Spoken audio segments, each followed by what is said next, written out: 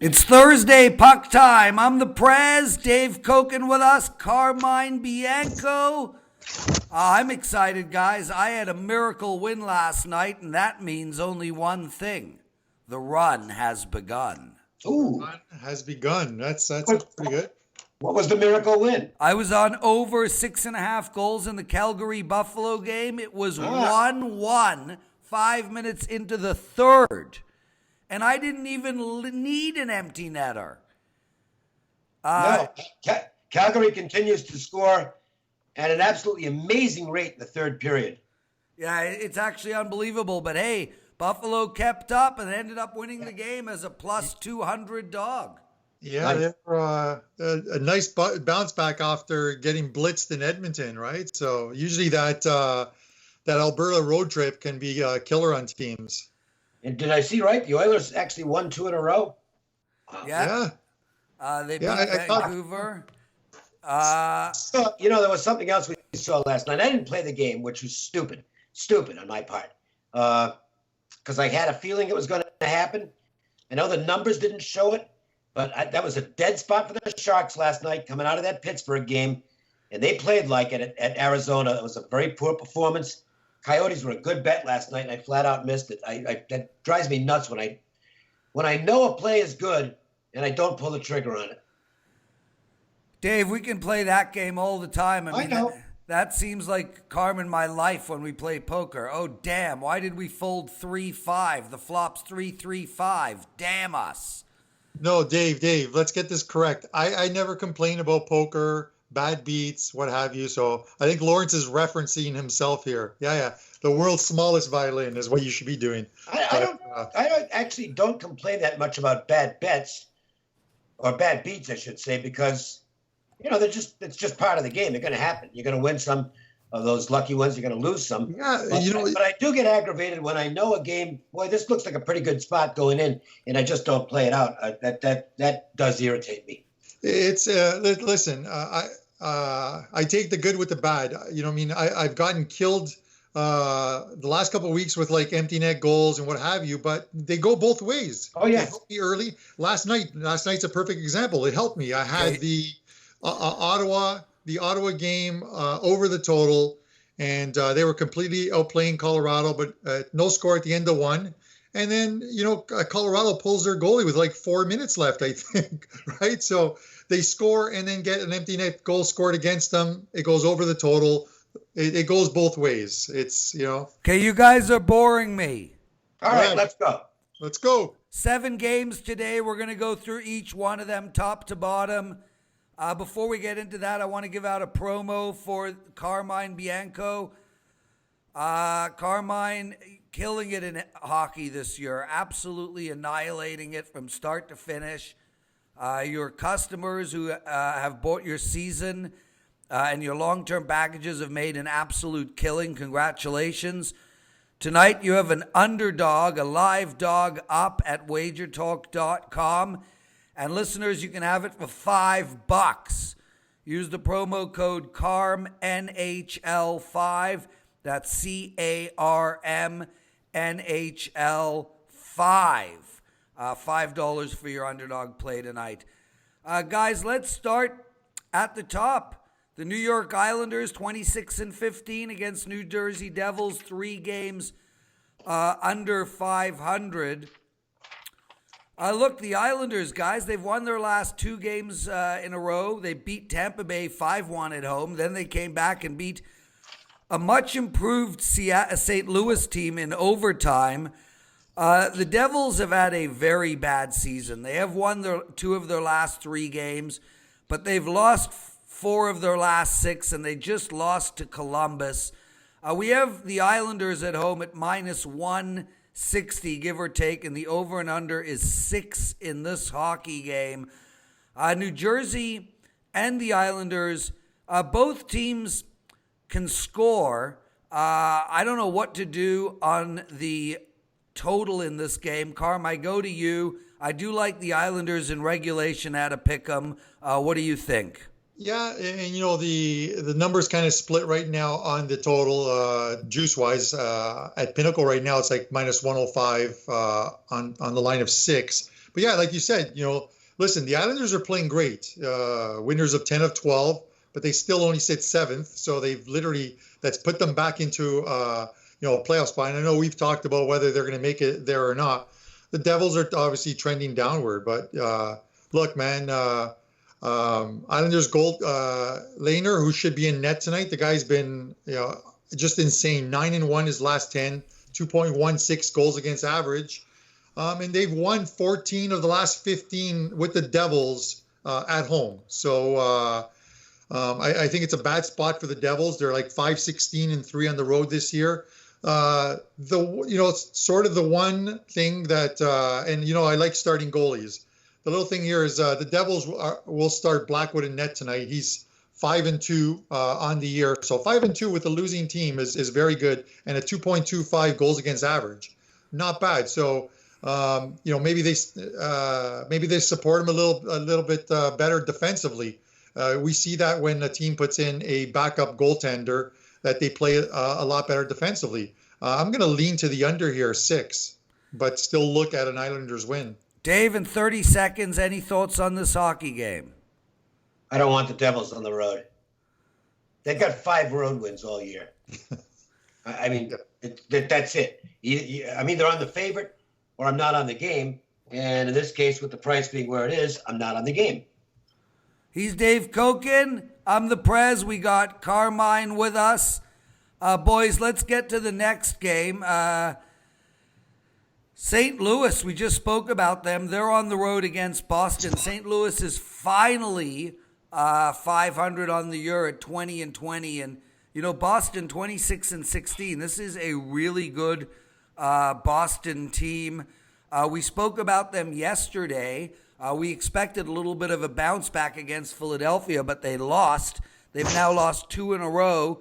Montreal on Saturday, Philadelphia yesterday. And conversely, St. Louis is playing better hockey. They've won 3 of their last 4. They did lose on the road to New York Islanders, their 3rd straight road game.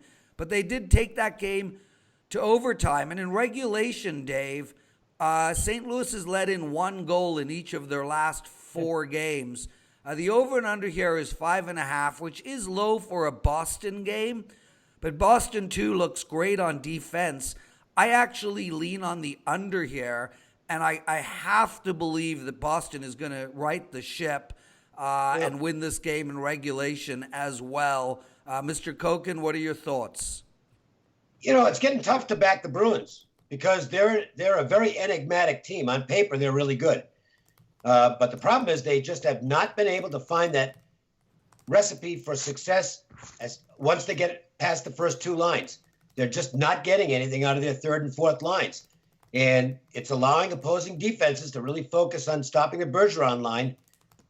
And if they can do that, they've got a good chance to beat the Bruins. I don't think the Bruins are performing to their capabilities right now. They are playing good defense. The goaltending's been fine. So I would probably be in accord with you, considering the way the Blues have played good defense lately and gotten good goaltending. I think the under, and boy, 5.5. It's tough to play an under 5.5 in the NHL these days, but if I'm going to play this game, that's what I'd be doing. The Bruins are just, you look at these last 2 games, they should have beaten Montreal and found a way not to. They get a 2-0 lead last night at Philadelphia, and they lose that game.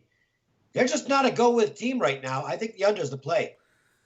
Carmine, 30 seconds or less. Do you have a thought on this game? Yeah, Blues, like 8-1-1, their last, these are unders.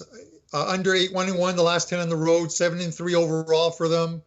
5.5, like Dave said, it's kind of tough. But St. Louis knows they have to play defense on the road. This is their 4th game of the road trip. They head home for 1 against Ottawa, and then they're right back on the road for 5. So They know they got to do it with defense. They're 4 points out of a playoff spot. So, and they're doing it defensively. So it's, I would take the under still at 5.5. Small lean. It's tough. With teams pulling their goalies with 2-3 minutes now, it's. And we lost Carm for a second. Come back to us. What happened? I lost you for a second, Carm. Yeah. Anyway, Yeah, I lean on the under too, but you're right, Carm. The point about, what Patrick Roy, when he was coaching Colorado, has done to that empty net. He really was the guy that started pulling the goalie with 4 to go, and it's really taken over, and it is affecting the totals for sure, and it's also affecting the -1.5s. They're obviously becoming easier to get as well. That's right. Yeah. Listeners, that was always a sucker bet, and it's not now. Yeah, exactly. Not like in baseball. Listeners, make sure to get down on Carmine's underdog tonight. You can have it for $5. Carm NHL 5. Head over to WagerTalk to use that promo code. Dave, let's get to the Chicago game. We've all been playing the overs in the first period. I think it was 18 in a row until their last game where it didn't happen. Yeah. Now they're playing the Rangers tonight, a team that, doesn't score a lot. I'm still going to take Chicago in the first period until that trend stabilizes. Look, Chicago sucks. They've lost 4 in a row, 6 of their last 7 games. The New York Rangers are a small favorite here at -121. And they suck too. They did just beat Carolina. They beat the Islanders. They got the tongue lashing from the coach.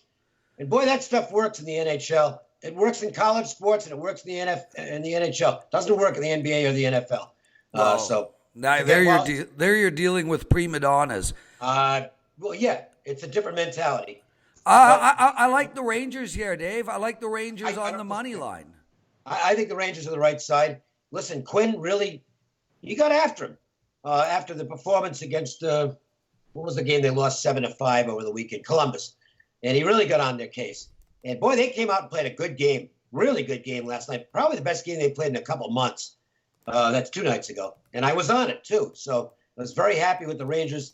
That's the type of play I like the best, when the coach does something to fire up the team. And he might get a little carryover here, because that was a confidence-building win for the Rangers. So I would say, despite the fact that they haven't been winning a lot of games lately, they're in better form. I would side with the Rangers, who, by the way, are not bad at home. They're ghastly on the road, but they're pretty good at the Garden. I think they'll beat the Blackhawks tonight. Carm, 30 seconds or less. Any thoughts on this game? Over and under is 6.5. Massive number. It is, but it probably should be there. Listen, both these teams have struggled this year, and as Dave talked about, the coach is getting on them. Coalition did the same thing. The Hawks coach, they come off a 8-5 loss in Jersey. They got into New York. They had the arena for the full day. He put the team out there, and instead of running them into the ground, what he actually did was he just ran a bunch of drills that they liked. They played 3-on-3, 2-on-2. He literally let them skate, have some fun out there, and try and just build that team morale. That's been his attitude since he took the job. He's a really upbeat young coach. Yeah, whether they start to show support the guy or not. The days of torts giving it to guys are long gone. But coaches are now speaking up against their players. I actually like it. It inspires teams. But we'll see tonight. It's a very low line. You would think the Rangers would be a little higher, but I'm looking at the total as well too. I actually like the over here. I think they're going to score some goals tonight. Carm Bianco, Dave Cokin, I'm the Prez. It's puck time. You can hear us every single day, Monday to Friday at WagerTalk TV and at sportsmemo.com and wagertalk.com. Dave, let's get to the sexiest game of the night and the one that is most meaningful to me. Tampa Bay, man. 4-1 against the Leafs, 4-3 against the Leafs, 4-3 against the Leafs. Those are the last 3 games. They've won 5 of the last 6 heads up. It's a tough spot for Toronto. And you know what, Dave? It's not a big number. This Tampa Bay team is unbelievable. It's somewhere around -145. Tampa Bay, they just beat Dallas. They are back from a road trip where they went 2-1. They've won 4 of their last 5 games. They can't stop winning. But the problem is they're catching the Leafs, who have lost 2 in a row, and I think we're going to get a very strong game from the Leafs. The over and under is 6.5. I'm gonna go with over the total in this game. I think we're going to get a lot of scoring. Where are you going? I think that makes sense because let's look at 2 things real quickly here. One, the Maple Leafs were absolutely horrible against Colorado, and if you watch the game, I mean, they led 2-0, but they were getting outplayed badly when they were ahead 2-0, and then the roof fell in. But throughout the game, Babcock's yelling, "Come on, guys, gotta get to work! Come on, guys, gotta get to work!" Matthews comes back to the bench after a shift, and he yells, "Wake up! Wake up!" And they didn't. Their defense sucks. Okay, I don't know what they're waiting for. Make a trade. There are defensemen available. You are going to have to firm up the defense if you expect to beat a team like Tampa Bay come playoff time. And I think tonight's going to be, I think the Leafs will show up tonight, and they're going to get some goals. But, every time they go on the power play, Tampa Bay is a good bet to score, and they'll get theirs against Toronto. This could be a shootout tonight. I think the over is the right way to play. Just in case any of the Leaf management is listening, I play right defense.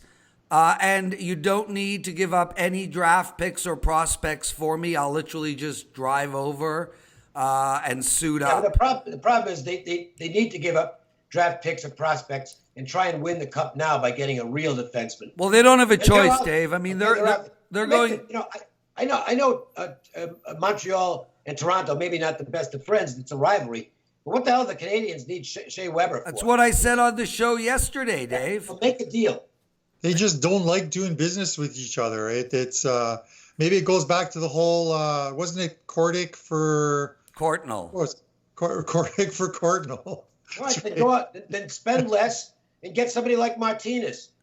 Yeah, there's players out. You know what, Dave? It needs to be Weber. He's got 1 year left on his contract. That'll work out very well with all the big signings coming up for Toronto, and then they'll lose Marleau and Weber at the same time. It makes the most sense to me. And they don't need their draft picks, Dave. They're loaded with young, skilled players. They got to figure out a way to keep Kapanen and Johansson. I mean, they can't worry about draft picks right now. Trade the first and second to Montreal. Freaking trade your whole draft. 2019 draft to Montreal for Shea Weber, for Christ's sake. Gotta get Gardner off the ice too. I might actually healthy scratch him. He has been awful just awful. And the fans are getting on his case. Maybe it'll be better for him on the road, but that guy's playing like an AHL guy right now. That is true. Let's get to the next game. We like the over in the Toronto game. I mean, quick, Carm, any quick thoughts on Toronto and Tampa Bay? Listen, last game, the total, that game that finished 4-1, the total fluctuated between 6.5 and 7, if you guys remember that total. Final score was 4-1, but there was like 2 goals scored in the last minute of the game. That game never looked like it was going to go over the total. But the Leafs did play flat that game, so I expect them to play a little bit better today, the 2-5 slump, and Matthews needs to get it going. 1 goal in 10 games. Tavares, he's been kept off the score sheet 3 of the last 4 games. These guys are the guys that need to score for the Leafs to win. It's just the way it is. Winnipeg on the road. I had a 5-unit play on Winnipeg 2 days ago against the Golden Knights. They won. It was a close game, but now they're on the road and they're playing Nashville. Nashville is so good. I mean, there's no reason to think this isn't the semifinals later on in the playoffs. Nashville just beat Washington 7-2. They're home on their second game after a 6-game road trip. This team has won 4 of their last 6 games. You know, you take a look at Winnipeg. Winnipeg's on a 3-game winning streak. They've won 5 of their last 6. Both teams are super hot. But I can't take the favorite here, Dave. We'll go to Carm first. It's too big a number. I think Winnipeg is a live dog at plus 145. The over and under is 6 in this game. Winnipeg's playing shutdown D right now. I lean on the under, but I'm actually going to take Winnipeg. Yeah, it's a tough one. You've got two teams that, they're third and fourth. That West, the parity in that West, it's either parity up top or parity at the bottom. Like you've got like Calgary, Winnipeg, Nashville, all looking for that top spot. And then at the bottom, it's, you got a team in 13th who are only 3 or 4 points out of a playoff spot. Parity in the West is more so than the East. But yeah, I know. You know what? Listen, I had Nashville against Washington. Came out with it was a huge win. They just played fantastic. But it's just tough to lay, 150, 160, even with a very good Nashville team. When you got Winnipeg, who's playing so well as well, they can literally come in and just a 2-1, 3-2 kind of win. It's a game that I'm just going to stay off. I'd rather watch it than bet it. Dave, any quick thoughts on the Nashville-Winnipeg game? Nashville's off a great win, but a little asterisk on that one is the Capitals were a mess going into that game. They just had a lot of issues and didn't know what their lineup was going to be. It just wasn't a good situation. And one thing on the Winnipeg, they're playing the other night. They gave up 26 shots on goal in the second period to Las Vegas and won the period 2-0. Weird. They're getting great goaltending right now. That makes it tough. When a team's got hot goaltending like this, I don't want to lay a price against them. So I guess Jets are nothing for me. He's Dave Cokin. We got Carmine with us.